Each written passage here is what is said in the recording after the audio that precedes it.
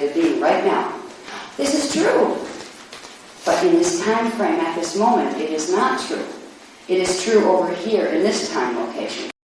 If you ever want to link these two time locations together and become that desired outcome where you're standing and where your whole body is, you have to acknowledge fully the reality of your now moment. Right now, I am God in that part of my auric field. Right now, I am God that's in a smaller body down here that doesn't have all its frequencies plugged in yet. And that's the only difference between me being God that has to plug in more of myself and being God that knows everything right now. There's a real subtle difference that if you can realize that difference, you will empower yourself and not fall into the trap of ego that is set by the teachings that teach you to say, I am God now. They use affirmation. Oh, the most powerful thing in the world, words. Words are sound grids. Now, if you go around saying, oh, I'm not God yet, I've got up there someplace, and eventually I'll be there, you are indeed making sure you never get there, because you are making it out there all the time. If you can say to yourself, I am God in that state of expansion, and I am here, progressively opening to expand. I have this much of my godness in today. There's a whole different subtlety that goes with this. So what I try to point out in some of the teachings, because they're extremely seductive teachings, that teach you to deny the reality of your moment and the reality of where that moment came from, in hope of projecting yourself miraculously into the future, but making the future now. They teach you that this is the only way to stand in your now. Your now is the perfection. Oh, really? Part of your brain goes, I really have to con myself into this. Okay, I have $1 million right now. Sure I do. You know, you have your one side over here going, yeah, right, check the bank statement. I absolutely affirm right now, because I intended to be, I have $1 million. Go try it out of the bank. See if you can withdraw it. See how real that is. What you need to recognize when you're going into spaces of saying, okay, this is mine and it never left me. Your life force currents never left you. Your connection to source never left you. There's a delusional factor that can happen when you say, I've got it all right now, when a part of you knows darn well you don't. Alright? This is where you begin to start playing mental games with yourself if you fall into the trap. Where one part of you is trying to see the reality that's going on around it. The other part is absolutely refusing to face that reality because it's absolutely convinced by only seeing and focusing the energy on what you want to be, you will be able to change the illusion. It doesn't work that way. I try to point out these things because when we're dealing with the life force currents, when we're dealing with the fact that, yes, because of this diagram shows you, it shows you your energy connection to source, as it will always exist. It can't be taken away, so therefore you are God right now.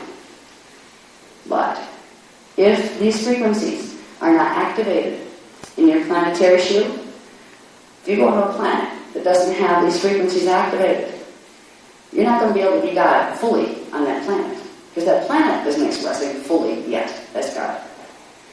Now, the potential of embodying source, of embodying whatever vision of perfection that you're aiming for, the potential is always there. And because time is simultaneous, there is a part of you and a part of the planet that already is and always was in that state of perfection. But when you are in densities, there's an extremely important part of embracing.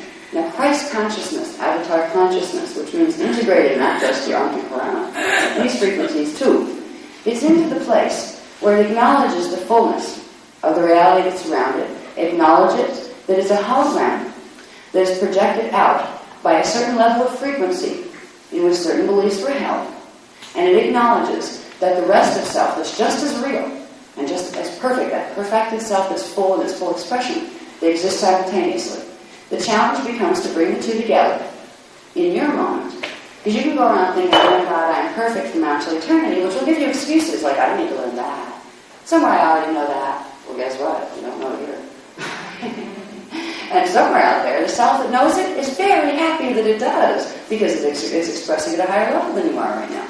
If you want to get to that I am God space, if you want to get to that place where you're integrating all of yourself, you need to learn to sidestep some of the ego paths that are out there. Because there are systems that will teach you to not look at negativity. They will teach you that, oh, you're feeding the negative illusion, so never going to look at that. This is called denial. All right, this is called a very seductive, sweetly coded way of saying, I'm going to completely ignore the way reality is around me and assume that I have so much power, because I am God, that I can not only change and make my reality different, I can change the whole hologram that I'm in right now, regardless if anybody else wants me to or not. If I say I am on a planet that is perfect, there are no problems here. Nobody is going to bother me. There's no fallen angelics manipulating us. There's no governments that are controlling your finances. You can tell yourself this. You can affirm this. If you say this in the context of this is my reality now, all it will do for you is block out your perception of the reality that's around you. You can live in a bubble. You can live in a little self-delusional bubble that says, yes, my world is perfect, and I walk through my world, and I'm afraid to look at what's around me. Because around you, you have people that are suffering. Around you, you have a world that has some crisis problems. You have issues to deal with. If you walk around in a bubble, refusing to have yourself as part of those, as if you're not here, because that's what you're doing. You're placing yourself in the future while your body's stuck in the present. It's important to realize that we need to look at negative and positive. It's important to realize that when we get into integrating these levels of frequency up here, that we call Christ consciousness, that does not deny one polarity for the other. One of the big delusions in the New Age movement is to focus only on the positive and not lower my thoughts to fear-based things.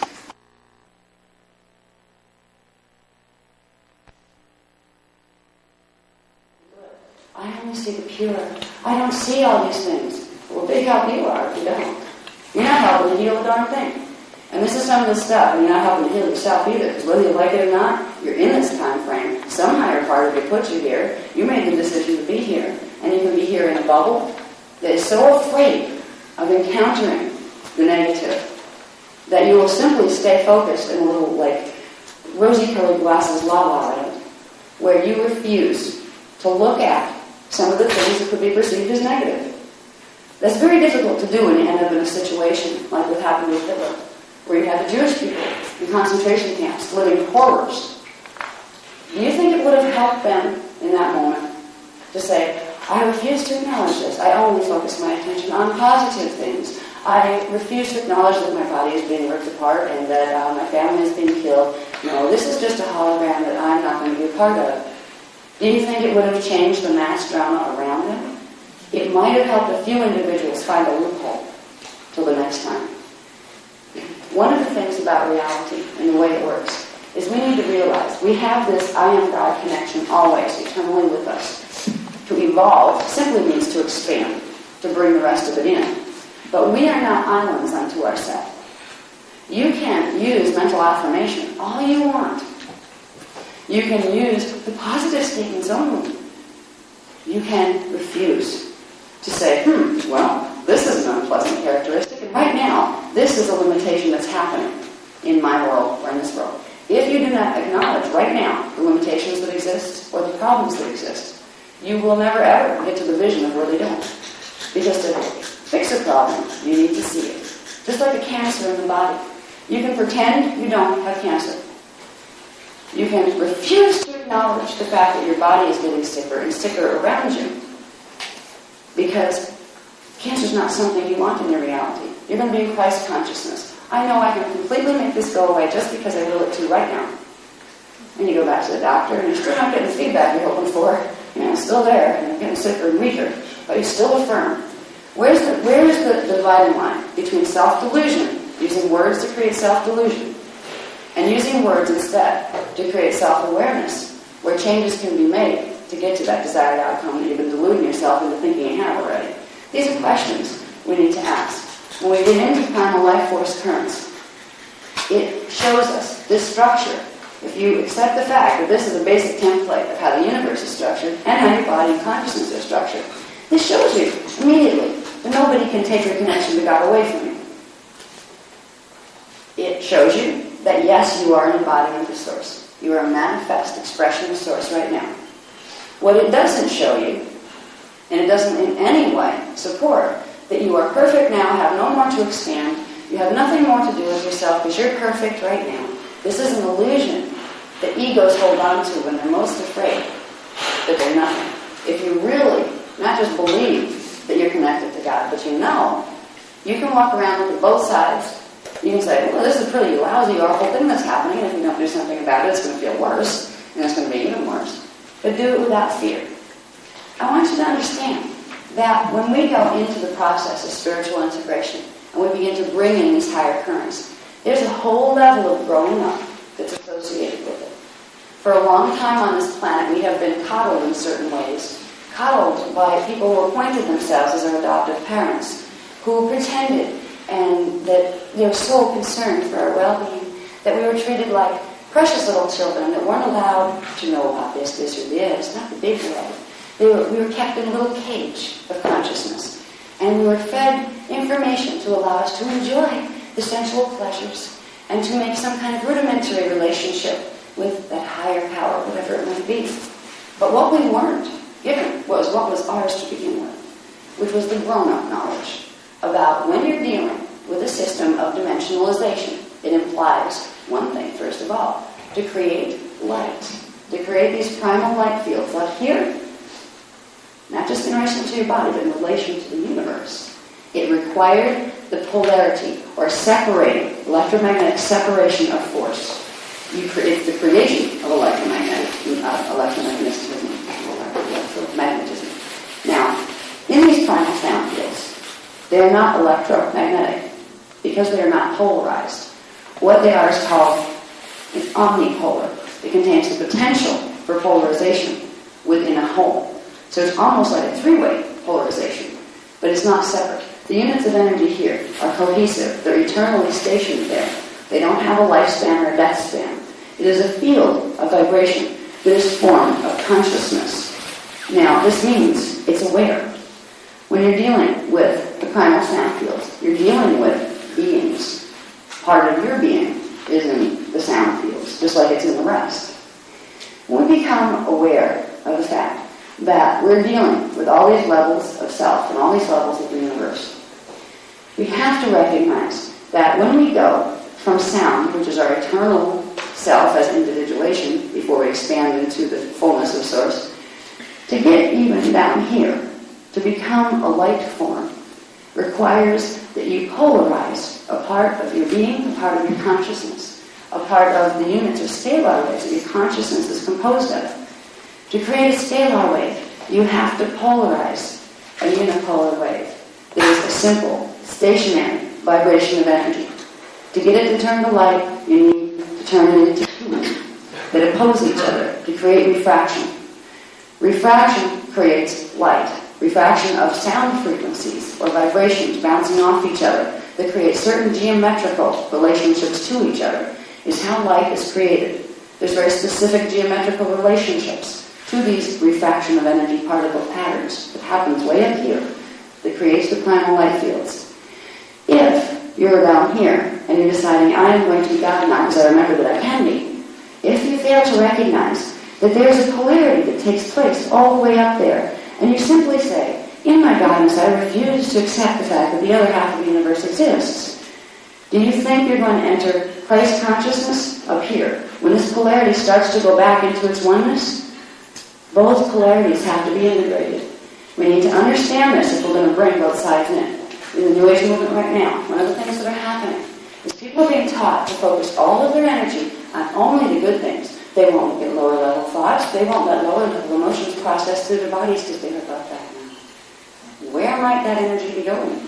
It's getting stuffed down into chakra 1 and 2. And it will come out as physical disease or it will come out as a shadow. The shadow self. The shadow self is a part of you, a part of your consciousness. And we all have a part of it while we're in the grids the way they are down here. The shadow self is a part of you that carries the disharmonic energies that weren't cleared yet, that weren't integrated. If you continue with your path of looking at the universe as I will only see with my rose-colored glasses, you are going to create, right along with you, a twin. An evil twin, if you want to call it that, but it's not evil. It's just a part of yourself that has all of these other disharmonic energies that relate to the other side of the polarity that you're a part of here. If you refuse to acknowledge that these other things exist, you are not going to integrate. You're going to get detached emotionally. And you're going to think you're above all of it. And you're going to find some really weird things happening in your life as your second chakra and your first chakra try to process the mess. You're going to find a counter force that seems to be working against you in your spiritual integration process because you refuse to allow the other half of yourself to process into wholeness. This is why it's important to realize that yes, time is simultaneous and therefore all is now. But if you want to reclaim that fullness that you have in that space-time location beyond space and time, you need to combine the reality of this energy signature exactly the way it is right now, which means you have to see it the way it is right now. And you combine that with the higher understanding, frequency by frequency. And that's how you change this into that expansion. I wanted to point that out because it's one way that we can get hung up. We can get hung up into thinking we have more than we do at the moment, where we think we don't have any work to do, where we think it doesn't work. As if, well, I'm God and I know that. Some part of me knows that's why I don't have to do anything. It's a really great belief system to entertain if you want to be arrogant and you want to be irresponsible. Of course, you don't need a Mahalik seat because you're God up there and God will take care of it. That part of you will take care of it. Good luck. You wouldn't be sent down here by that part of you if you hadn't learned that you're supposed to get responsible enough to handle it yourself. There's a lot of things that if we're going to approach understanding spiritual development and understanding healing, which spiritual development is healing, because you will develop spiritually if you're doing genuine healing, and to be spiritual, genuinely spiritual, you will heal. They both go hand in hand. Because both of them are all about this, the primal life force currents. These primal life force currents are what take your consciousness from here and allow it to pulsate down in through various levels of form to where you are.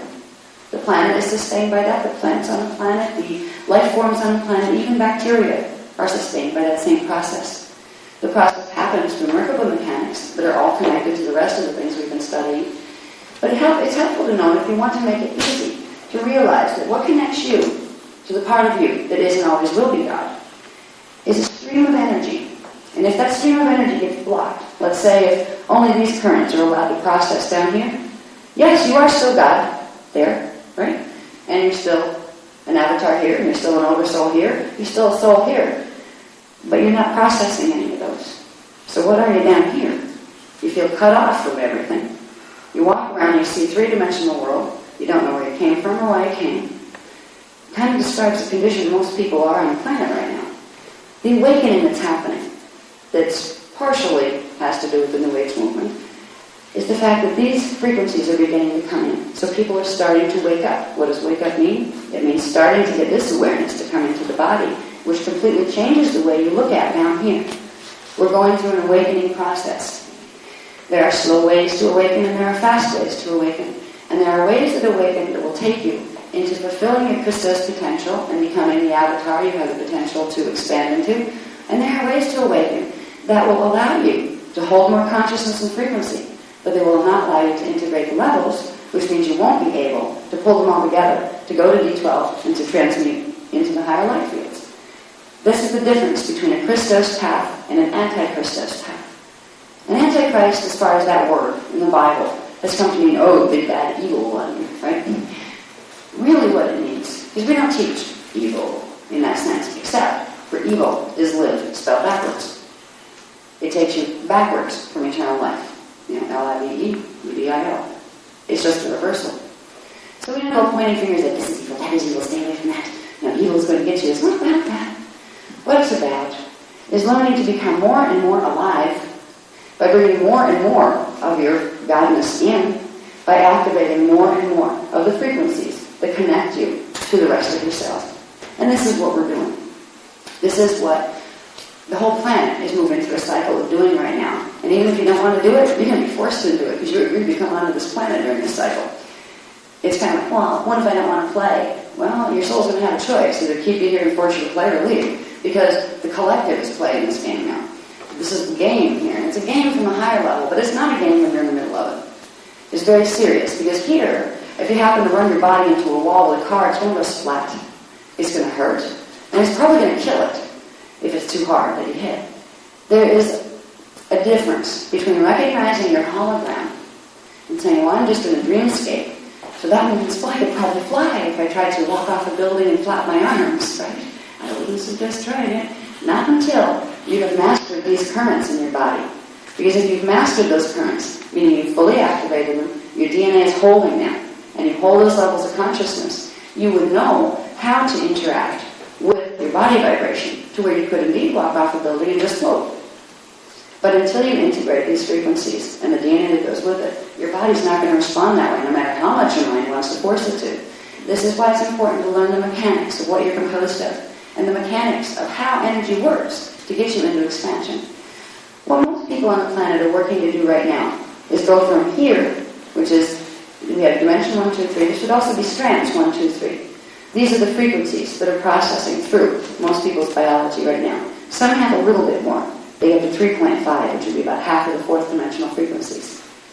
Most people right now, because of our race cycle, there's a plan and a design to the way humans were seated on this planet. In different time vectors, it wasn't haphazard or random. There are very specific cycles through which certain types of consciousness were going to be integrated into the Earth system to accomplish certain things. We're in the race cycle now, where the fourth strand is activating in most people. Now, this most people part applies a little differently to indigos. Indigos are not only activating the fourth strand, they came in on a mission because it was known for many thousands of years that this particular time period has been tampered with tremendously. The grids are down on the planet, which is blocking out all sorts of things here and creating reverses here in the natural way the strands operate. So people are stuck. They've been stuck for a long time. Indigos came in with the ability to override because they not only have these frequencies available if they activate their strands, they can pull in the frequencies from here, and the most powerful, the sound, the standing, silent sound waves can hold around the body. They can shift anything in its path. All right? You're not going to be able to say, well, I am an indigo child. I activate my full Buddha ray right now, and therefore it is. Good luck. Don't walk off the building yet, because you're going to fall. It is a process, and it's a process that takes time to integrate. You can get there somewhere you already are. But the idea is to get that somewhere and this somewhere to end up in the same place. If you want mastery, know you have it already. But know to be that self that has it already. Think about what that master self might know. It might know all of this stuff, huh? This is why I say I'm reminding you of what you already have and what you already know. This isn't me knowing something special coming to teach you who know nothing. I'm just a speaker. And speakers simply bring back into the open the stuff everybody forgot that belongs to all of them. And that's what I'm doing here, is trying to show you that you have the knowledge of all these things here. And if you're going to claim that I am God and not get yourself deluded on an ego trip, you're going to have to recognize that if, indeed, you are God at full expansion, you'll know all this stuff already, and you'll be able to talk about it. You won't need even to listen to me at all. You do need this information if you're going to get from where you are as this level expansion of I am God into the fullness of what that is. And that's one of the things that other paradigms are not teaching. Now, teachings that are bringing true teachings out will teach you that. They will teach you not to let your ego run amok and presume that if you're still on this planet in density 1, that you are fully developed, because you wouldn't even bother being here, okay? Even the teachers here, the most developed people on this planet, they're still in training. I'm in training. Everybody I know is in training. Some of the highest self-proclaimed descended masters on the planet are not even 9th level avatars. Boy, are they in training. Especially if they still have to go around saying, I'm your guru, plug your energy into me. There is so much to learn, and the more you learn, there's a humility that comes with it. There's a difference between what we call, in the ancient days we called anyway, neophytes and masters. A neophyte wasn't an insult. It wasn't like an insect or a disease. It wasn't a bad thing.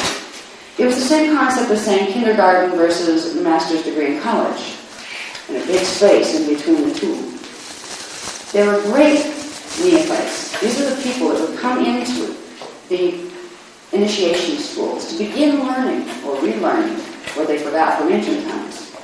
And they get a certain level of learning, and they think they had it all. Oh, yeah, I get it now.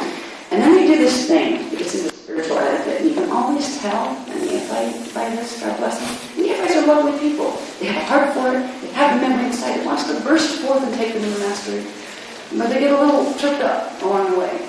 Because there's a little bit of mastery that they tend to forget, and this is what keeps them in the neophyte category a little too long sometimes. Spiritual etiquette. The more you know, the more you know there is to know. The more you know, you never ever think you've got it all. You never ever And this is one of the big mistakes that a lot of people who get this much of their spirit back in, they got this much of their God present, yes, they're getting empowered. Then there's a little twist of ego that happens where they think, they recognize people that don't have certain characteristics. So they assume that not only for themselves they know, but they also know what's wrong with the other people. They also know that, oh, you should do it this way. And they do something where it becomes, rather than making available the knowledge that they have gained, that could help other people, they take a stance that it creates the opposite. It doesn't bring people toward them, it pushes them away. It's the stance of, oh, I know this, and because I am so completely perfect myself, I'm more interested in observing you and what level of growth you have or you don't have. So I'll be glad to point out for you where you're not making it yet. And I will be glad to teach you. When somebody does this to you, they have a lot to learn. Alright? You don't need them to teach you. Because obviously they've assumed that they know so much that they can appoint themselves as somebody who needs to give you unsolicited advice or unsolicited, I'll show you the way. When I teach, I've learned one thing, if not anything else, I've learned one thing. And it's respect. It's respect for the God in everyone on this planet. If I go to a workshop, let's say, and somebody is giving a set of information, there's information that I know that information, and I know more. Do I go up and point out to them, well, I can see where you could benefit from learning this? Would that be presumptuous of me? It would. Because I would be doing something. I would be assuming that the God in them doesn't know why they're doing it the way they're doing it. So therefore, the God in me knows better and is going to tell them how to do it. This goes right down into unsolicited advice at the local corner between friends. Do you ever see this happen with people? It happens a lot with women for some reason. Older women especially. Well, so-and-so's just doing this, and they really should do this. They really try to impose their knowing on other people, which gives the other person no respect for the knowing they actually might have. It might be more than the one trying to impose it. I would like to point out the differences between approaching mastery as a neophyte and approaching mastery as a master. A master is humble. A humbleness, humility, that comes out of understanding that the more you integrate all this stuff, the more you realize how huge the thing is, and the more you realize that you're not the only one that has this stuff. So is everybody else. So you start to treat the other people as God as well. Alright? You don't need to go. And this is important. When you go out in the world, between these two workshops, you're going to know some things that most people out there don't know. Alright? Particularly when you get into the roundtable stuff. You're going to know stuff that if you let them know, they're going to think you're absolutely weird. So it's like self-preservation. Don't bother trying to have that conversation. There's other things, and there's a trap you can fall into if you let yourself. And this is why I'm bringing this to your attention. You can get to the point where you know, and you know they don't know yet. And you might assume that what you know is what they need to know. So you're going to try to make them know. You will create one thing by doing this: alienation between you and them. You need to calm yourself, because there's this great desire to push you. And healers, people who want to heal, they want to fix things. They want to fix themselves, they want to fix the planet, and they want to fix anybody else that needs to be fixed. Sometimes, what we need to do most is simply worry about what we need to fix here. And realize that the people who don't know, maybe their higher parts are guiding them to what they need to know. If somebody asks you to share the information you have, by all means do. If you feel you have enough information that you want to offer it to people in workshop form, do so. It's the unsolicited, where you're inflicting it on someone. They didn't ask. Don't burden them with it. You'll save yourself tremendous grief and rejection. If you just keep it as your knowing and be glad you have it, and not judge other people or assume that they don't know the certain things that you know. They might know it, but their souls might be guiding them to use it in a different way for a different reason that you don't know yet. It's good to realize that, because when you go out in the world and carry information, and as indigos, you're going to carry levels of information. This is just the beginning. This is like a little wake-up call. The planet itself is going to wake you up, and your soul and your higher selves are going to wake you up. You're going to know things that most of the populations around you can't even fathom because they can't hold that frequency. If you can learn from the beginning to carry that knowing with grace, you'll save them a lot of aggravation, and you'll save yourself a lot of torture on the emotional body level. Because if you continually think that you need to fix other people, What you're telling yourself is you need to fix you. When I go and give a workshop, I'm not here because you need fixing. Okay? I know that. I don't insult the God in you so much as to think that you need me desperately to fix you because you're so lost and so hopeless and so unaware that without me, you would never figure it out. Don't ever, ever think you're that important. You are God. You are a face of God. So is everybody else. I respect you guys, and I want you, when you go out into the world, because I care about you as people, and I know the kind of experiences you'll set up for yourself if you approach it in certain ways. Handle your knowing with grace. You can be a neophyte that knows, or you can be a master that knows. If you're a neophyte that knows, you're going to go and try to make other people think it's the way you see it.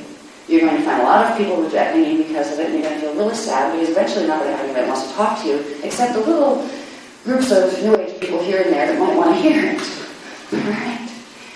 You can also help the people that are in a neophyte space where they know some things too. And this is one thing that's running rampant in the New Age movement. God bless these people, the Anunnaki educated ones, have been taught, I don't need the knowledge that comes between here and here. I'm just going to be here and say, I am this, and so I am. I don't need to know. I don't need to know how it works, because I am this. And then they will use this power to try to create things. They will take this power into doing grid work. They don't know what the heck they're doing. They're just following guidance of what? They don't know. But they don't need to know, because they're God right now. Be aware of the pitfalls that no one can have. For many, many, many eons, there was a big division between neophytes and the people who really knew stuff. Just because you have a book that tells you the secrets of the universe does not mean you are wise. Wisdom comes with taking knowledge and knowing how and when to apply it to create the best and highest results. So if you can be aware of it as you integrate these levels of consciousness, first of all, if you can recognize the need to not just say, I'm down here and I'm going to say, I am this and therefore I am. You're missing a few frequencies. You can recognize the difference. It will be worth it to you to do the work that comes with integrating those frequencies. One of the other things that comes up when you're integrating these frequencies, which means activating the DNA and the shields that will allow that to happen, is that it's all just going to be light, love, and hunky-dory, and there's nothing unpleasant about it at all. I could tell you that. I could spend 20 minutes telling you the grand, wonderful things that are going to happen because your DNA is activating. I really don't need to emphasize it too much, though, because you go and pick up any Anunnaki channel book, and there's plenty out there. They'll tell you all the wonderful things about it. They'll tell you that you expand in consciousness, your perceptions will rise, you'll be able to see new worlds, you'll be able to walk with the angels, you'll be able to do all sorts of things, because of course these things are your heritage, and you should be able to do these, and you will have this back. They don't tell you how you're going to get it back. What they won't tell you is sometimes it hurts. Sometimes your back feels like you're never going to be able to stand up again, but you will. But it's a phase. I point out to people, both sides. I will tell you why, and I have told you why. If spiritual integration and being able to reclaim all of that isn't a good enough motivation to get you to want to participate in the excavation, I don't know what I'm going to tell you to motivate you. And I figure if that doesn't work, I don't need to motivate you. I'll leave that up to your soul.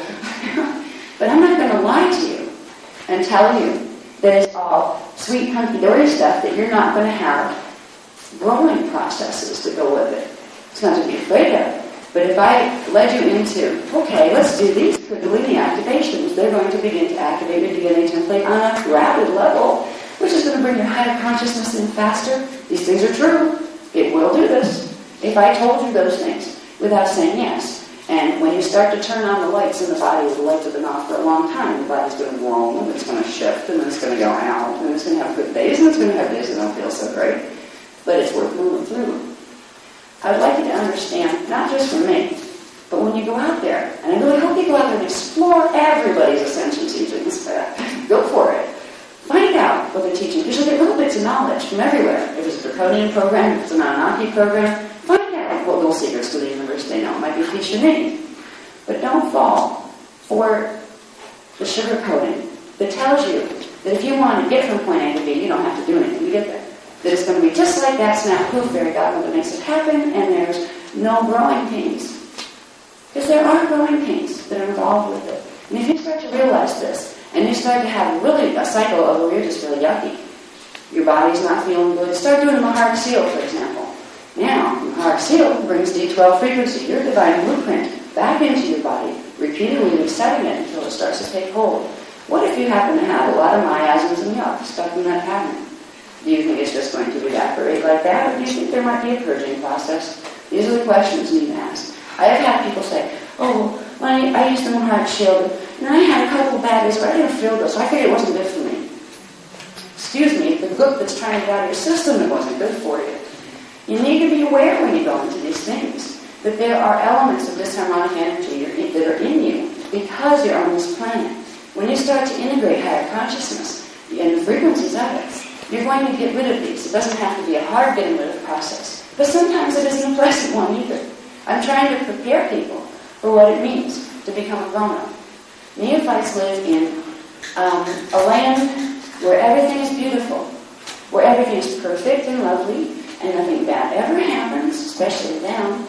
And when something unpleasant happens, particularly if it's a big unpleasant, they get squashed like bugs. Their emotional body falls apart, and that big shadow that they've been building, that's been refusing to face some of the realities that were given them wake-up calls all along, comes out. And they totally get unstable and they lose their field of control, which makes them easy to direct any place. Like chickens with the head cut off. Okay? You don't want to become a chicken. You really don't. Because if you start at square one again, it's like playing Monopoly. The Monopoly game, go back to square one, start all over again. If you can balance your process of growth, you'll get a lot further, a lot faster. That means, don't ever let yourself think you know so much that you don't need to learn anymore. That's why I tell you, go explore everybody's paradigm, anything that has a little interest to you. You need to explore it. I'm going to find good in this, and I'm also going to recognize this stuff is not particularly healthy. You need to, if you're going to incorporate these frequencies, decide. This is where affirmation comes in very useful. You're going to decide, you're going to do it in a balanced way. I will see both sides. I will take my hand off one or the other eye. I'm not going to look at everything as, oh Lord, everything is so miserable. I feel lousy all the time. It's never worth it. Oh dear, we have fallen angels bothering us. The world is falling apart. There's nowhere safe to go. You don't want to go here. This is a really bad space to go because it's going to completely make you powerless and unhappy. And you're not going to be able to do anything. So if you focus on just the negative, you will get stuck. On the other hand, if you focus on just the, oh yeah, well that's there, but I don't have to look at that at all. I'm just going to focus on the flowers and the bees, and I'm going to go float around and maybe do some pot in the countryside and just tune into nature. I'm going to get heart attack all over again because it feels so good and sensual to do that. You're not going to get anywhere either, except floating around in fields and spaced out on pot perhaps or whatever. Now, there's a balance between the two perspectives. You can have the joy and freedom that comes with not having to worry about it, because the higher part of you does know and is guiding you. There is a surrender element to know that that is guiding you. But also know it's a very loving parent part of yourself. It's not going to let you be an airheaded kid for the rest of your existence. If you ever are going to become an empowered being that can enjoy that level of expression, you're going to have to learn to act in ways that's not twirling around in fields just because it feels good. You're going to have to look at reality. You will be guided, and you can trust that guidance from your higher parts, but you will be expected to do your share, not just surrender it to that part and figure, I don't have to learn anything, I don't have to do anything. As long as you're aware of that, your trip will be a lot easier. Okay? You'll avoid a lot of pitfalls, because what's going to happen now, the grid's activating as fast as they're going to, it's kind of like the instant karma program. All the goop that's in your fields is going to start kicking out faster than ever. Which means you're not only going to be tripping through one karmic pattern at a time, they're going to come at you from all sides. You have an advantage. First of all, you have the Mahara Seal. And it may kick up some to clear it in energy form, where it makes you feel tired one day, or kind of just sluggish, or gives you a backache. However, it's a lot better than if you let that mess come out all at once, and it devastates every aspect of your life, and you find yourself sitting there with no money, no clothes, no spouse, no anything, because you decided to walk it instead. If you don't work with your karmic miasmic pattern as energy, it will simply do its thing. It will process as energy into your hologram, and you'll walk it as an illusion. It's much harder to handle it once it escapes, once it becomes a being of its own. It can be a situation that involves at home or at work or on the planet. Right now, our planet, the race on this planet, has been taught to think in terms of, I'm not going to deal with that stuff now. I'm not going to deal with the negative. The collective shadow on this planet is enough to swallow it whole. There's a lot of stuff that's going to come flying up, and not just as individuals. We're a collective of individuals globally. If people are not dealing with or healing their karmic management pattern for about 25,000 years since the blockages started to happen, imagine how that mess might manifest in the political arena. Because we're heading for some interesting times. What we do with ourselves will help to balance what happens with those times. If we realize that we need to, first of all, this is our saving grace, that this exists, these life force currents. We have our Antikarana, our Kundalini, 9-dimensional currents. Then we have our Maharata, which is what we talked about, the D10, 11, 12 current, which goes into the non-polarization. D12 and higher go into non-polarity. They're not electromagnetic. After here, up here, when they get into the primal sound fields, light fields, there's still a little bit of polarity, but it's not the same extreme as there is down here. This is like one level of first polarity, then there's the other level of major polarity that creates electromagnetism. This is a different type of current here. It is a standing light wave that doesn't move from one place to another at all. It simply stands. It's the level of your auric field. It's way out there. It's one of the most outer layers of your aura. If you begin to integrate this current, it begins to hold these currents in their perfect alignment. If you begin to integrate this current, it does the same for the ones below it. This is the process of reclaiming your power. It's going to take some work to do it because you're dealing with a body that needs to be activated to get the rest of you in. Now, the primal life force currents, the primal sound fields out here, these are called the Kundare, which means Kun, and Da and Re are the three sound tones that go with these fields of sound. Out here, you put them together, you get Kundare, so they call it the Kundare current. Same thing with Ki Reshe. You have one each Ki, Ra, She, and they are the Ki Reshe currents. When we begin to work with these currents, the primal light and primal sound field currents, you can't activate them in the body at all without the Maharata current. You have to be able to run at least subharmonics of the D12 Maharata current. What these frequencies allow us to do, the higher ones, is to directly interface on a very powerful level with the planetary grids. Each one of us, whether we decide to be a planetary grid worker or not, is going to become in service on this planet. The planet's in crisis. Where indigos are here to do this. You agreed to do it, or you wouldn't have an indigo imprint. These frequencies are going to start to activate because the planet needs them to balance itself. And why? Because the way it looks right now, the indigos weren't here. And this is why they came, because it was no one who did this bad. And it is not good, okay? Not bad is relative compared to what? There are big bads and there are little bads, but they're not things to be fair. The things to just heal. Right now, if it wasn't for the ability of indigos to run the primal sound field currents and the primal light field currents, there would be absolutely no way to complete the fulfillment of prophecies that have been given for the last 25,000 years here. The prophecies, they've come through Mayans, they've come through Egyptians, they have come through Native Americans, they have come through the Bible. The end time scenarios, there's a plan behind this. Everybody knew there was going to be a star activation cycle during this period, a Stargate opening cycle. It was known by all the visiting races. It was known by guardian races, and it was known by fallen angelic races who found the rest of us. If it wasn't for the indigos coming in to be able to run these higher currents, the grids were so damaged and so imbalanced on the three-dimensional level of the Earth plane, it would have rolled. That was a plan that a bunch of them had because they wanted it to. The indigos came in to stop that from happening.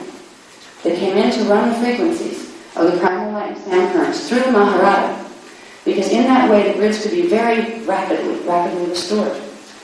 It would require the restoration of the bodies that were going to run that frequency, and as you open that frequency, it begins to heal on an accelerated level of your body. It begins to transmute your karmic pattern, which means when your DNA is activating and pulling stuff up from your other time vectors, you are healing your other time cells as well.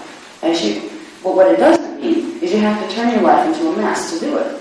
If you walk your karma, you will. If you try to do Merkaba mechanics in a way where you simply start to pull in your other identities without having a way of clearing that as energy, you're going to create a mess in your life. There's like a joke in certain factions of the New Age movement. Be careful what you ask for. Oh, I want an acceleration to clear more of my karma. Be careful, because you may get it. And there are horror stories about people who wanted that because they wanted their spiritual integration. asking somebody else to handle the karma for them. Surrender to the lords of karma, or the lords of light, or the lords of this, or the lords of that, or this angel or that angel will fix it for you. Yeah, they'll help you walk it. You can stop the walking process to a large degree, the negative walking process, by simply taking steps to integrate these into the body. You can use these currents through the Maharada current to begin to rapidly process the distortions out. And that's why we're teaching some of the advanced levels of Kundalini activation. Now, before we get to Kundalini activation, we have to know what to do with the Maharada current. We learn how to bring it up into the body through activating the heart shield.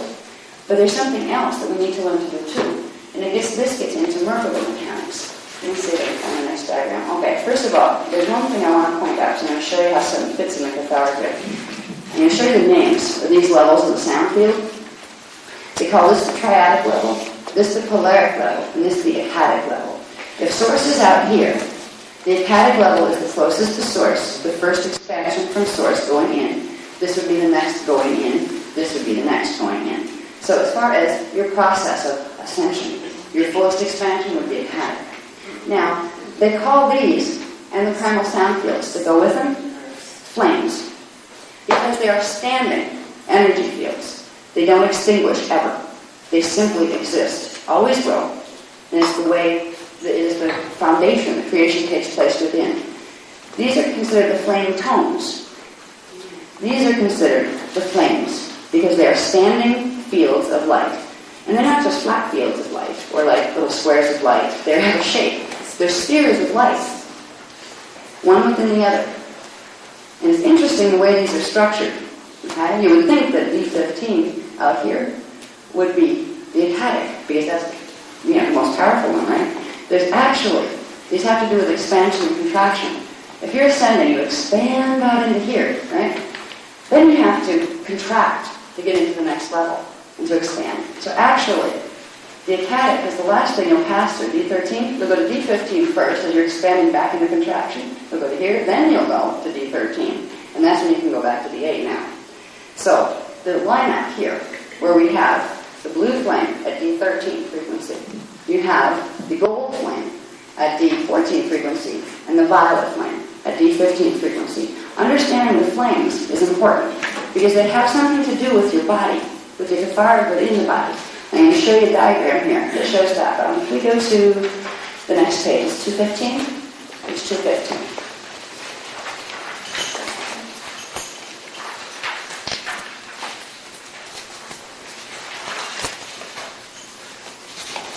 Okay.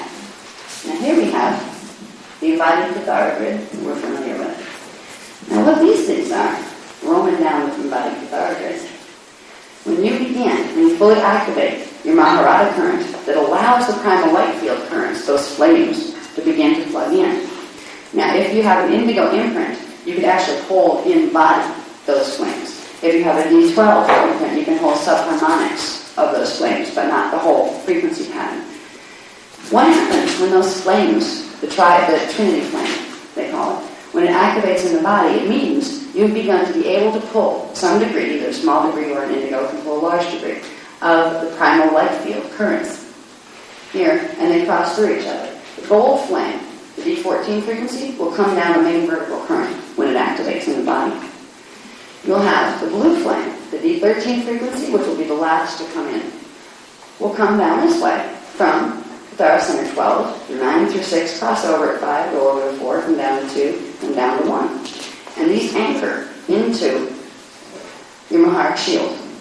Actually, they are triggered from the Maharic shield, and then they come through chakra 14, and they create this. Now, I'd love to have colored diagrams at some point, but we, first of all, can't afford it. Second of all, don't have anybody to color them right now. I could do it, but I don't have time. But these frequencies coming down mark something very important. Your Kathara grid won't hold those right now. They're not active right now in your body. You can activate them by knowing how to release those crystal seals that were on that chakra chart. Do you remember the chakra chart? I don't even know if I have that in here. I think I do that. Yeah, it's the next one. This one's terrible. 216, yeah. Actually kind of keep them together. Like, you have to move that over a little, put this one back, but I didn't have that one put back on. Would you have please? Yeah. That works.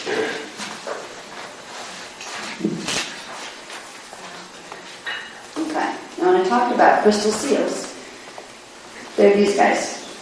The little points of consolidated frequency that hold each chakra locked in to its particular dimensional band.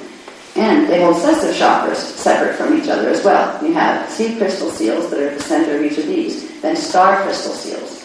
These star crystal seals correspond to not anything that's on the 12 strands of the DNA template.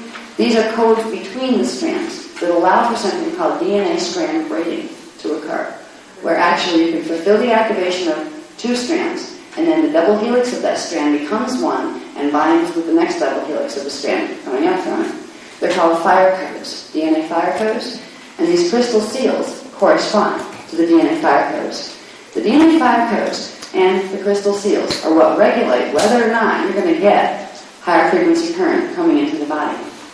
Now, to bring in the primal life field currents from the Hiroshige, you have to activate subharmonics in each one of those. You have to create a passageway. If you open them all, you disappear. You would transmute, actually explode first, because the body has to be able to handle it. So it's not going to all happen at once. But there are specific combinations of seals that can be opened that will allow enough of the currents to run through that you can begin making this happen in your Kathara grid. Now, it's not going to happen. Once you make it happen, it stays there forever. Hey, I've got my 3 flames activated and I just hold them there. You fry yourself within minutes. All right, these frequencies are intense. They have extremely fast, what we talked about before, was flashline sequences. Their scalar waves flash out very fast. They generate huge amounts of heat. You would explode if you tried to hold that. And of course, your body and your higher consciousness isn't going to let it happen, so it's not worth even trying because it won't. Okay? Well, what can happen, however, is you can learn to regulate letting them open in little bursts. It was funny that I asked what do you mean little bursts, how often? They said, well, you could use a nanosecond as a parameter, but that's too big. Okay? They said, now a nanosecond is a billionth of a second, I believe. They said, try like a trillionth of a nanosecond. Okay? So this is like, open. You know, it will go so fast that on this level, you couldn't even pick up the fact that it did, other than the fact that you'll feel some energy come into your bodies. So if you tried to like watch this with beryllium photography, good luck. Beryllium photography that shows the colors and the changes in the heat levels and the orange stuff isn't even going to pick this up. There's nothing on this planet that's going to pick up that speed fast right now. Okay?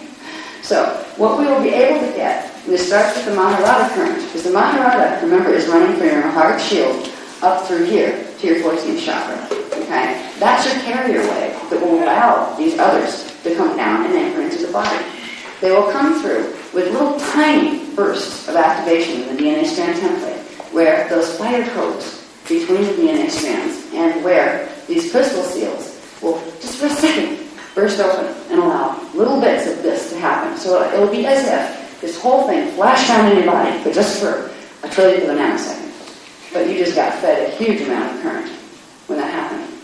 Now, this will progressively accelerate activation, natural activation of everything below it. It will accelerate your 12-strand activation.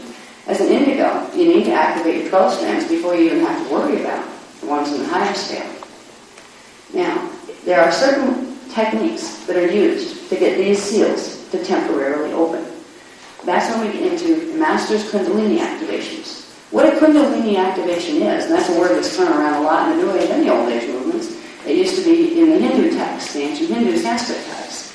But there wasn't a lot of explanation of what it was. In the Hindu texts, they kind of took it, what got left of the teachings was kind of funny. Because most of the Kundalini teachings got left in the sexual context. They were the ones that told you how two people could come together and make the Kundalini activate. It didn't teach you anything about what exactly you were activating, or the fact that you could do it alone because you didn't need to do that to make it happen. Right? And there were reasons it was taught that way.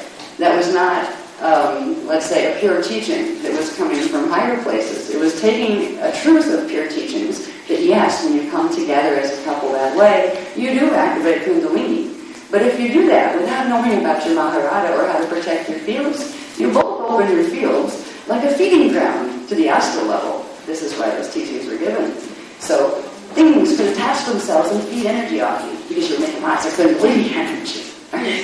Kundalini is fine and coupling is fine, but it's much advised to do within the Mahara scale pillar because then nothing can use you as a feeding ground. This is why the Kundalini teachings and the Tantric sex teachings got a bad rap in a lot of the other religious teachings, because at least they knew that those things created openings in the field that could damage you. But unfortunately, the ones that usually took a stance against Hindu Kundalini teachings were another group that were trying to do the same thing in a different way and didn't want the other groups of fallen angelics to get a hold of the ones they were after. So it was like, you're watching who's distorting what teachings, and it's really bizarre where the distortions came from and why. You know, it's when you have certain parts of the Bible talking about the Luciferians, or Lucifer, or Satan being a bad guy, right? Well, the ones who wrote that part of it were actually the Jehovian, Anunnaki, Circe, bipedal dolphin people, trying to get people away from the Luciferian and the Seraphim Anunnaki. They were both running the One World Order agenda. And these weren't the original teachings. So we'll get into some of this when we get into the history. But when it comes back to what our bodies are doing, and what it means to really become one with God, and to remember that you are and express as that. You can remember and not express as it. You cannot remember at all, and you can delude yourself into thinking, yes, I am all of that right now. Or you can just look at the reality and say, I am there, all of that, and I can bring that into the body. Here's the simple mechanics that are required to do that. If you are God, on that level, which you are, somewhere you designed the universe, and you set up these structures of energy interplay that could create a playground where manifestation could occur.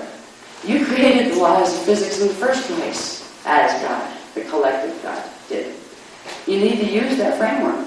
You can't get back into that expansion without it, because it's a part of what you are as God. So, in the physics of the way it works to integrate yourself and integrate your consciousness, and have a few little benefits, like creating advanced immunity to excessive frequency coming through the grids, to build immunities to certain diseases that are going to be kicked up in activation because of these grid accelerations. There's going to be certain viruses that have been dormant for thousands of years that are going to come back because they're getting the frequencies in the planet now that will stimulate their life force back into manifestation. There are things that are going to be a challenge to a human body that is not preparing itself to bring some of these currents in. But when you bring these currents in, you progressively allow your body to hold enough frequency that it can actually keep up with the planetary grids. It can actually be in harmony with its time cycle. Right now, time is accelerating extremely fast. The grids are accelerating. And it's going to create what feels like a compaction of time. Just notice this, even in the last 10 years. What is happening with time? You used to have 24 hours in a day. Now in a 24-hour period, I swear you only have 5. What happened? You used to be able to get stuff done and have time left at the end of the day to do other things. Does anybody notice this effect? Where it just seems like it's not working the same way. Is it am I getting slower?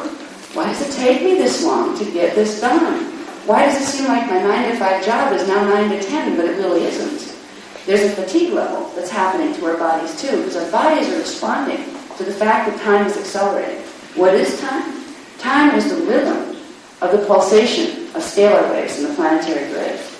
If you accelerate that, you will accelerate the movement or the perceivable movement of time and its effects on the bodies. So what's happening with this time acceleration, if we don't learn to use our systems in a coherent way within it, where we get balanced within that new grid speed, it is going to make the aging process happen faster. We're going to deteriorate faster.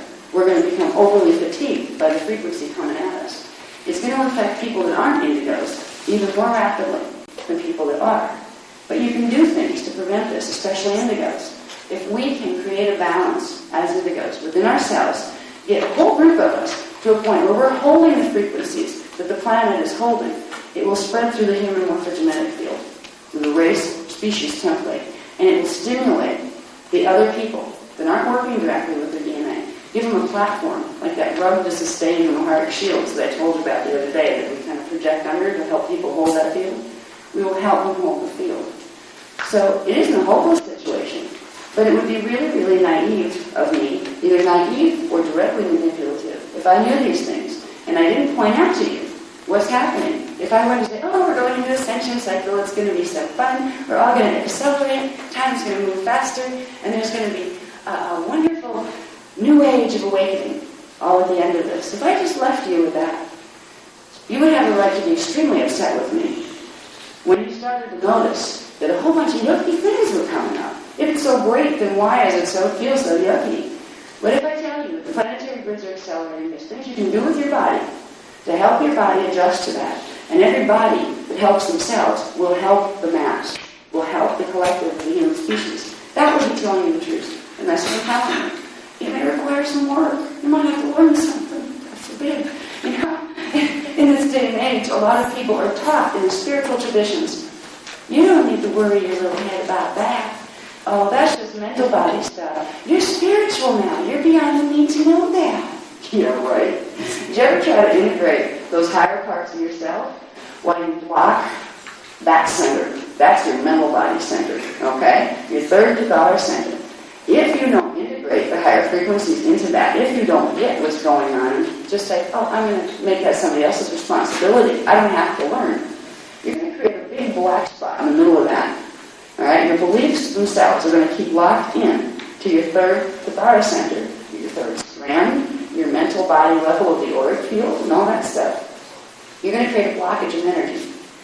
And if you think you're going to get any of this down there into the physical body level, you're kidding yourself. Okay? You need to integrate your mental body. This is where we've been tampered with most.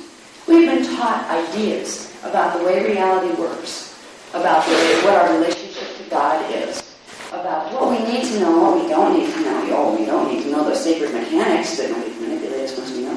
That was a side thought they didn't put in the text. You know? We've been taught to create our own self-perpetuating blockages in the mental body by adopting certain beliefs that hold partial truths and partial twists. We get hung up in the twists and we create scalar wave patterns in our minds by holding that belief.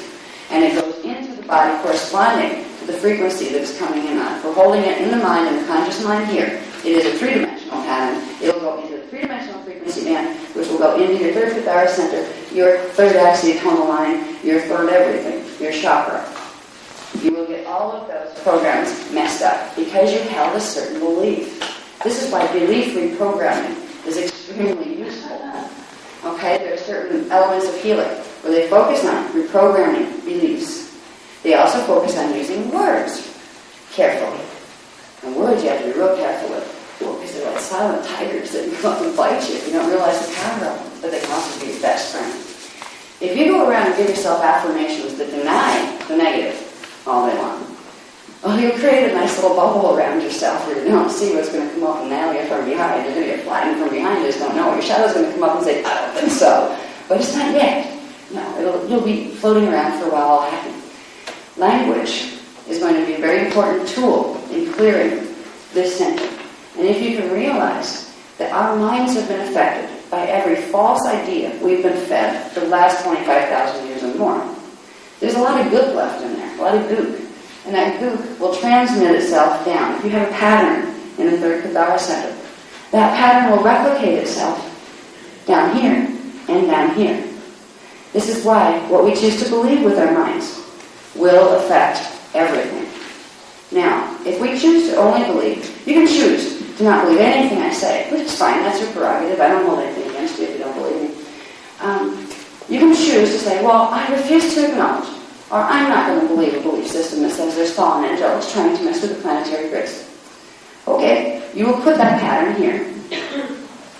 And for you, in your reality, you will be probably for a long time, until reality comes up and bites you, will be very unaware that that is a reality.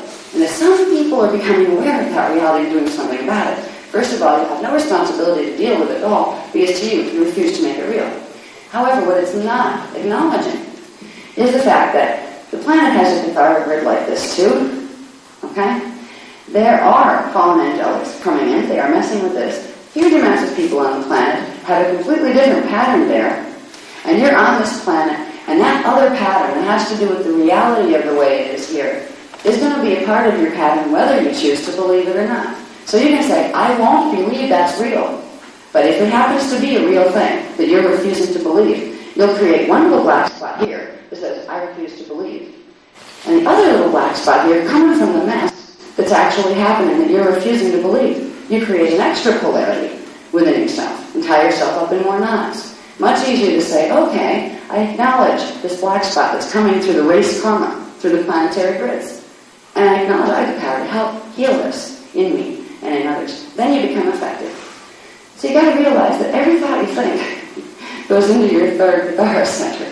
And your third Kathara center transmits its program down to the second, the emotional body, and the first, the physical body.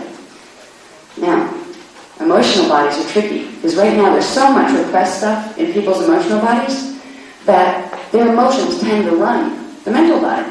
You'll have stuff come up. Sometimes it's rage, sometimes it's joy, sometimes it's sorrow. And you'll just have emotion, the wave of emotion come over you. Guys and girls get this. Guys tend to try to channel it into something where it makes them feel that it's still tough. So they kind of go aggressive with it. Where women have accepted the fact that it's okay not to be tough, so they're like, oh, flying a pillow or something. Yeah, but there's just as many women who will go smack the next door neighbor, you know? So, and there's a lot of guys who will go cry on the pillow. So it really isn't as gender split as it appears to be in the old paradigms. Yeah. What's happening is this place here, the second Kathara center, the second DNA strand, the second chakra, this is where your shadow gets stored. All right, that part of yourself that's disharmonic, that you haven't made peace with, that has to do with perceptions of reality. If you're only perceiving the good stuff and refusing to acknowledge the stuff that needs to be healed and integrated, it's getting stuffed somewhere. The mental body is using its force to push it down here. Eventually, there gets to be more energy here than there is there. That's when this starts to reverse, where you actually have the emotional body pushing frequency back up and running over the mental body. That's one of the things that's happening to humans right now. And this is going to go nuts when these grids activate. You're going to have stuff coming up on people that they thought they were much too rational to have any of that stuff happen. You'll find out if you're really in control of your emotions. Watch them come up like a tidal wave. It's how there's an amusement about it. You need to approach yourself and your growth process with love, self-forgiveness before the fact. Just give yourself, right before the fact, a little pass card that says, I will do my best to handle myself with as much grace as possible. But whenever I mess up, I do forgive myself. And I know it's not held against me by anybody else. And I will really try to act in a way that can be true. Which means you're not going to do your best not to take it out on the outside. Because that's not what it's about anyway. But if you do get to the point where stuff comes up, overwhelms you, you act what even to you seems out of character.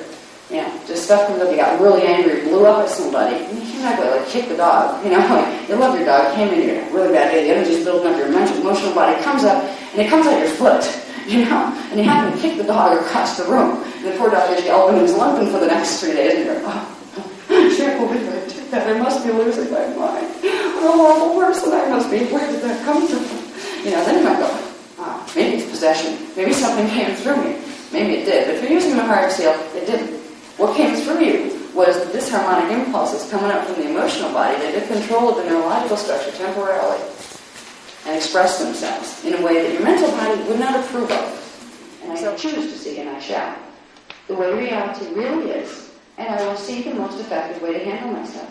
You absolutely neutralize right there any need for fear.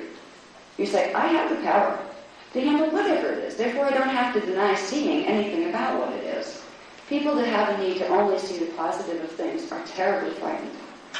They're terribly frightened that if they actually acknowledge the negative side of things, it's going to get them. But they don't recognize that that's why they're doing it. That gets put down here. And there gets to be all sorts of problems. People that do this a lot will tend to get problems down in here, in the second chakra area. And women tend to do this a lot. Men do it some, but women tend to hold this pattern a whole lot, where we stuff all of our stuff down in our uterus.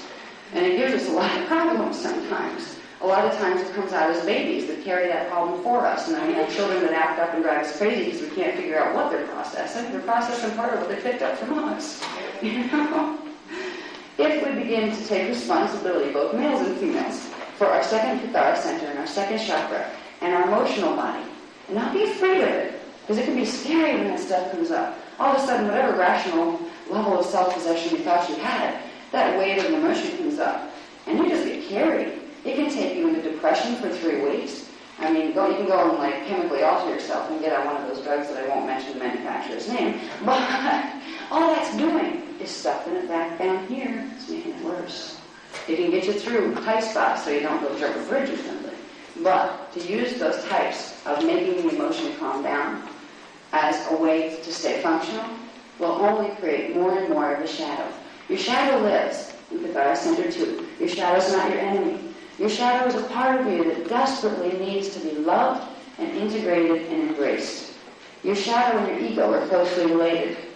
An ego is simply the part of your 3D mind that looks out on the world. Your ego is not a bad self. It's not a bad, oh, we have ego, we're bad. Everybody has ego, or you wouldn't be looking at 3D. When we use the term ego, we're referring to the part of your consciousness that looks out through the three-dimensional reality, your mental body. Your mental body can get full of itself if it's terrified of what lives down there in the shadow. That's where you get overcompensation, where you get superiority complexes, so the ego is actually so terrified from what it senses down there that it's going to absolutely make sure it can master that by telling itself all sorts of things that may not have anything to do with reality, to make sure it feels in control. That's where the need for control comes from. Where a person who has a real need to control their reality, even to the point where they try to control other people. This, even though it's a horrible way to inflict yourself on another person, at the core of it is fear of this. They feel the chaos within them, and they fear that that chaos will consume them if they don't control it. So they control themselves, so they try, and they control everything else and anybody else that comes their way. Most people aren't that extreme with it. It's just little silly ways that we try to control our environment, control ourselves, to make ourselves feel stable. Because what's making humans feel unstable is the chaotic energy that's trapped here that's starting to mess down in here in the physical body. But those of us who get very good at pushing it even further down so they don't feel it emotionally, which means you can feel joy and light emotion, you don't feel much dark, you kind of unplug it and disengage. That chaotic energy gets pushed into the physical body. That's when you get sick. That's when you start to get all sorts of diseases that manifest from the distorted frequency patterns that you have been terrified to bring up to a mental level so you can look at and make different choices to harmonize. When we're working with the frequencies, we're opening star crystal seals to get those DNA strands to temporarily, it creates a nano or trillionth of a nanosecond strand braiding between the lower strands. Strand braiding is literally two strand templates coming together and becoming one and tripling the amplification of frequency and consciousness that each carry. To be able to fully do molecular transmutation or atomic transmutation where you can actually take your body completely out of density, you'd have to activate 12 strands. And what they would progressively do is they would blend all into one and then go poof. Where they would literally, two strands would blend into one, because every strand, I'll show you the strand template in a minute. When I talk about strands, for instance with DNA, there's a couple of systems out there that talk about strands. One is the one being promoted by the scientific community. They say we are a two-strand DNA species. We have the two heli. They call each heli a strand. We do not. One strand in where we're showing you how things work and fit within the universal structure, one DNA strand template creates one double helix strand. What science is identifying right now looks like one strand to ours, but they're calling it two. So you have two heli equals one strand. So when we have 12 strands of DNA, we actually have 12 double heli patterns. They will always appear, as you look at them under a microscope, as a double helix. Because it's not that you get all these other strands that poke out all over the place. You have a DNA double helix that progressively gets layers and layers of more frequency in it. So you hold the double helix pattern, but there's more and more units of genetic material active within that double helix pattern. I won't get heavy into the DNA stuff right now, because I want to get back to this, to the point of we're going to be opening some of these seals, which will allow some of these currents to do this in the body. Now, when these currents are fully activated, and if you were going to transmute and you had all your DNA straightened out and fully activated, your cells would undergo certain processes to transmute. And what would happen here is all of those flames would untwist, become one big poof. All of this would demanifest into becoming that one big flame. And that flame of light would turn into sound. And you would go back into the primal sound fields. That would be full transmutation. The first thing you do is get the first 12 levels that will take you to free matter. And remember, after that, there was where Kathara Center 12 is. That would be number 1 in the second Kathara grid. So you would have dimension 13, 14, and 15. You'd have 13 would be where 12 is, 14 and 15. You have 2 more levels to transmute before the whole poof out of the time matrix would happen. We don't have to worry about that quite yet. What we need to do first, we don't have to worry about anything. In fact, we don't have to do anything if we don't want to. We can just sit and watch the show and see what happens. But it might be worth our while to do something. because the show may crash in on our little bubbles and it also all of a sudden becomes not pleasant. Like if you happen to be in a country that gets impulsed to go to war, all of a sudden it's going to affect you. If there are airplanes flying over your head dropping bombs, it's going to affect you. You know? It doesn't have to get to that point on the global drama. But if we keep passing the buck, okay, well, we'll let this ascended master fix it, or, well, why aren't the guardians fixing it? Well, maybe they're trying and we need some help. You know what I mean? It is always a personal decision of how involved you want to get with your own conscious evolution process, with the planetary evolution process. You can choose to help or not help, and you will get the consequences of your choices. That's just a simple rule of physics. You will get what you put into it eventually. If you put in goodness, you won't necessarily get goodness back, because right now, especially indigos, the more you try and the nicer you are, the more nonsense they tend to throw at you, because you're such a threat to the Antichristos pattern. You're a born walking target. The minute you come in as a streak of light into an indigo body, you're noticed in V4. You're noticed in V11 on down. You say, track that one. Okay? And we get little tags put on us where somebody knows where we are and you know what body we came into. So they can terrorize us through the people they're manipulating that don't know they're being manipulated and make our lives really, really hard. It seems like the harder we try, the more we try to get stuck on. It's like life has a grudge against us or something. You know? It doesn't. Life doesn't have a grudge against us. But indigos especially, and this happens to a lot of humans too, especially if they have closer to 12-strand activation potential for this life, they're going through the same thing. They're here. Humans are here to help the planet heal this time. And this is the big showdown. We're in a stellar activation cycle. There has literally been beings waiting for 200,000 years for this to occur, particularly the last 25,000. All right, this is the big show everybody's been waiting for. Well, we'll get into that more in another workshop, which we're getting close to. Now, what we can do if we want to become useful to ourselves in the process of conscious evolution is simply learn some of the basic things to do to make parts of our body work.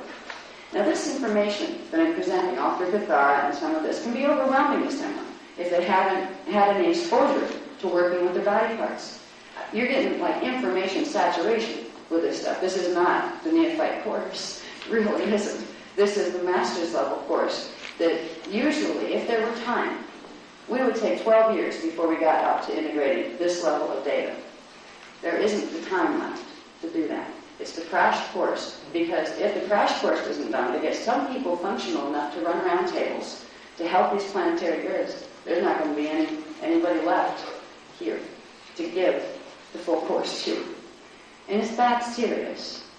This is one of the messages that's hardest for me to carry, because from the beginning, we were, I told, I call it counsel, because it's the groups that I work with at the IE. I said, if you expect me to deliver a message of doom and gloom, you got the wrong person. So if that's the message you're carrying, I don't want to talk to you. I said, you know what's better than that. They don't teach doom and gloom. They do not teach fear. They teach face reality and fix it. And here's how. All right? But even with all the training that I've had with them, and I've had contact with them since I was 7 years old, like literally physical contact with them since I was 7. These are beings I trust. I know they know their stuff. And what's nice is with all the ETs that people are talking to out there in the New Age movement these days, these guys are human. It's so nice to have somebody that's, no, they're not Palladian, no, they're not this, no, they're human. They come from inner Earth, and they are related to who we used to be in those other time vectors. They're as close to us as anything in the universe. So at least there's this, I know they care, and I know a lot more about them too, because I am one. So that's a little advantage I have, is who they trust. I know who I was when I came in, because I came in to bring this information here. And knowing I came in to bring this information here, I came in as a speaker. I came in with a set of knowing certain conditions. There were a set of probabilities that could take place. One of the conditions was there was about a 75% chance that there would be a consummated stellar activation cycle. Now, if there wasn't one, my job was to do certain things. If there was one, my job was supposed to do certain other things as far as releasing information, because I came in as a speaker, which means you speak it. You simply bring back the memories so people can plug into it if they want to. Well, in the probability where, okay, there was a stellar activation, in the event that that happened, there were several known possible outcomes that would occur. There were a few that were very happy, happy, joy, joy. And we were all hoping they were going to be the ones that happened. These are the ones where the Anunnaki groups and the drag groups decided after all these billions of years, it wasn't worth the fight anymore, and we could all just really learn to love each other, all of us. Now, you can love everybody, but that doesn't guarantee they're going to love you back. You can be nice to everybody, and it doesn't guarantee they're going to be nice to you back. Depends on where they are. Always, the highest hope was that everybody would stop conflicting with each other and decide to heal together. We also knew that that was the naive hope probability, that there was like zero going into the negative probabilities of that actually occurring. We knew there would be problems, at least with the draconian matrix. And repeatedly, there have always been problems with the Anunnaki matrix as well. These are collectives of consciousness. Well, one of the other options was, well, if it doesn't go perfectly, but not too bad, still very, very manageable, was if the Anunnaki groups could be convinced to enter the Emerald Covenant and not fulfill the agenda that they've had set for the last 25,000 years, which was to force pole shift here, clear the real estate, come in and take over the grids. That's been their plan. In 1992, we made great progress toward that. We had what was called the Syrian-Palladian Agreement, Palladian, a.k.a. Anunnaki. Okay, that's what that word means. When you hear Palladian channels, if you ever get somebody to talk to you and say, hi, we're the Palladians, we'd like to talk to you, you say, oh, you're the Anunnaki, right? Which group? Because it's another code word for them. There is a lot of hope because they entered agreements that they promised that they would stop doing what they've been doing for the last 25,000 years, and on behalf of everybody on the planet and their own interests, which always comes first with them, they would help take a stand against the draconians, because the draconians got too much leverage here. When our governments make deals with the Zeta races that are part draconian, all of a sudden the Anunnaki lost their footing. They didn't have as much control as they wanted to. They might lose the game to the dragons. So they said, okay, we'll enter the Animal Covenant. Well, that was partially what plan number 2 we were hoping would happen. Okay, if we did enter the Animal Covenant, and all right, usually the way to get an Anunnaki to do anything is to point out why it serves them. Because they're not real interested in why it serves anybody else or why it's good for the whole. They're very me-oriented. Okay? So if you can convince an Anunnaki person, being, that this will serve your interests, all of a sudden they become interested in listening. Well, it was going well. Now, in the event that that happened, when I came in, there were certain other things that I was supposed to talk about, supposed to herald in the joyful agreement between the Anunnaki and the human races. We were going to stand together and heal this planet and do something called the Christos mission. All right? In that agreement, of course, the Guardians were not immediately permitted to release all the truth on the history. We wouldn't lie to you, but we wouldn't tell what they did yet. Because humans would turn on them immediately if they knew, and they wouldn't trust them at all. And they'd probably attack anyone who tried to land in spaceships. So, if the Anunnaki behave themselves and we're going to be nice and not play nasty games, we're going to give them an opportunity to show they meant it and to act with integrity. And then very slowly, not for millions of years, but probably a good generation or two, slowly the information on the true history about what happened here was going to be released, but in a way where it could be shown that the Anunnaki had healed and that they had remorse for what they did and that they would not do it again. That was the ideal outcome of that. Unfortunately, it wasn't reality. They don't have remorse, most of them. And they will do it again if they have the opportunity, which they have. Doesn't mean they don't love them still. They were originally part of the family. Everybody's part of the family of Source. However, what happened this time, that I have a problem with, that I'm still dealing with, was this is what I want to do. I came in not as a front lines, prepare for war speaker. That's not my orientation at all. I came in as a loving being saying, these great negotiations have taken place and this is the new world we have to look forward to building. We're going to help the Draconians to not take over here because it's not good for anybody to do that. They will go away when they realize they can't, and then we will all build a world of enlightenment together. That was supposed to be the message I got to carry. There was a slight possibility, however, that that wouldn't work out. When I came in, I was a little naive. I overestimated the positive. In fact, if I had realized what could really, really happen, and it was real to me if I wasn't in the light, loving, fluid space myself, and had realized sometimes reality can be rough. Now, sometimes that does happen. I probably would have said, why did you pick somebody else for this assignment? Because I'm not really good at frontlines warfare. You know, I'm a peacemaker person. I'm not a warfare person. I don't like to talk about negative things. I really don't. It was my training to learn how to do that and do it with grace and love anyway. What happened was, we ended up with both sides taking a stance against the Emerald Covenant, which meant taking a stance against human evolution on this planet, which meant initiating a pole shift between 2003 and 2008 to get rid of the competition so they could finally come in after waiting and waiting for a stellar activation cycle to get control over its grids. All of a sudden, I find myself in a position of, oh boy, I get to deliver this message. I don't want to. First of all, nobody's going to listen to me, and the few that do is going to make them sad or upset. I don't want to upset people. I don't. However, if I didn't care, I would have wanted to, said, forget it, find somebody else. I'm going to go hide in the closet. I'm going to paint pictures. I'm an artist. I started as an artist. I'm going to stay an artist. That would have been a big cop-out on my part. However, I didn't do that. I decided to carry a message because there was a solution. If they had said, you are going to go into bullshit, there's nothing you can do about it, go tell them. You tell them.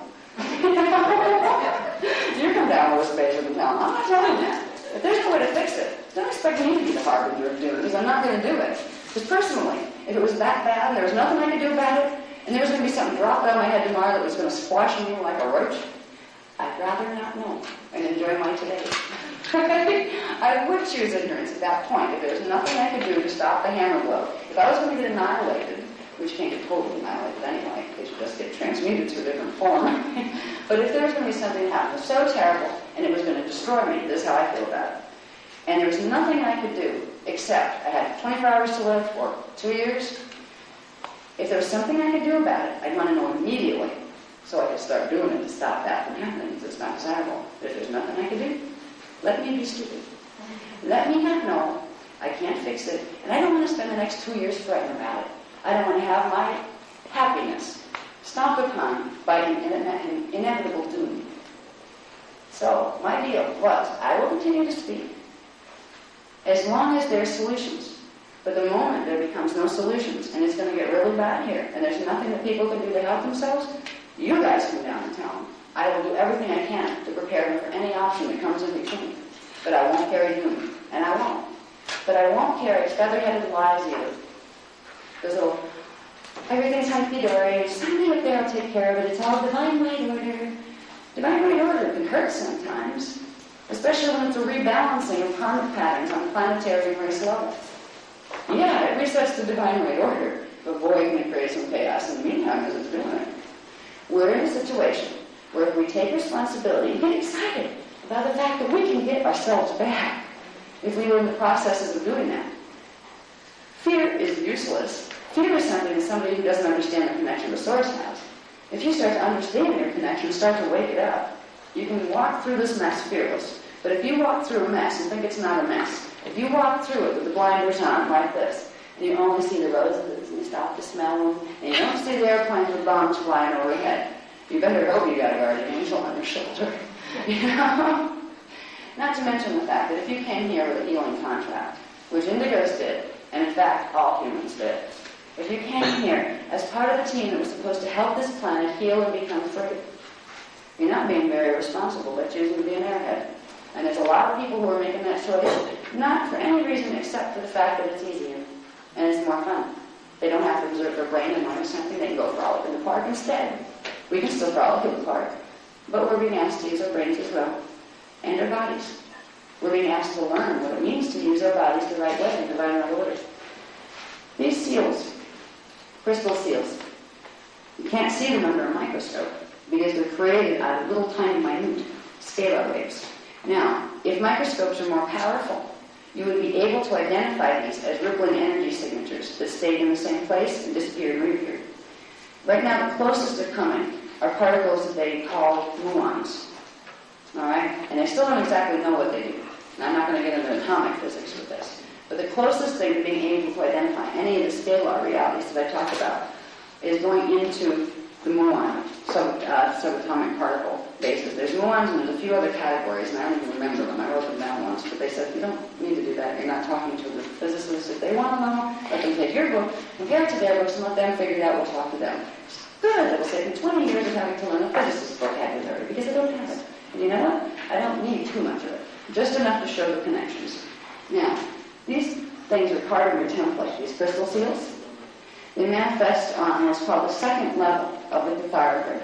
The first level of your Kathara grid is the 12-tree grid, this one over here. It's your core template. What builds up on that are these things in the body, the crystal seals grid. These are the things that you're going to have to learn to open and close if you want to be able to regulate DNA activation, if you want to be able to bring in Kundalini currents. That will help you heal. It will also help you to run frequency to help the planet. These are the things that you need to learn to control. Now it's going to be